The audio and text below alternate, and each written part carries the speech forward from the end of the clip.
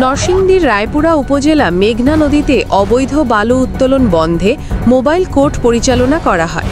অভিযানকালে রায়পুরার সীমানায় মেঘনা নদীতে বালু উত্তোলন করতে দেখা যায়নি।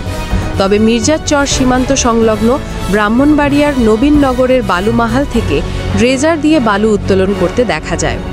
পরিবেশ বিধ্বংসী এসব ড্রেজার অবৈধভাবে প্রায়ই মির্জারচরের সীমানায় ঢুকে বালু উত্তোলন করে বলে এলাকাবাসী অভিযোগ করে থাকেন।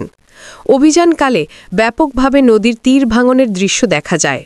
জরুরিভাবে বালু উত্তোলন বন্ধে সমন্বিত কার্যকর পদক্ষেপ গ্রহণ এবং রিটেইনিং ওয়াল নির্মাণের মাধ্যমে নদীর তীর রক্ষার জন্য ঊর্ধ্বতন কর্তৃপক্ষকে পত্র প্রেরণ করা হয়েছে। এছাড়াও চরাঞ্চলের আইন শৃঙ্খলা পরিস্থিতি পর্যবেক্ষণ করে এলাকাবাসীর সাথে মতবিনিময় করা হয়। এ সময় মির্জারচরের নৌ পুলিশ ফাঁড়ি, বাঁশগাড়ি পুলিশ ফাঁড়ি, চরমধুয়া সরকারি প্রাথমিক বিদ্যালয় পরিদর্শন সহ আসন্ন জাতীয় সংসদ নির্বাচনের জন্য নির্ধারিত বিভিন্ন ভোট কেন্দ্র ও শিক্ষা প্রতিষ্ঠান পরিদর্শন করা হয় এবং সরকারের বিভিন্ন উন্নয়ন প্রকল্প পরিদর্শন করা হয়।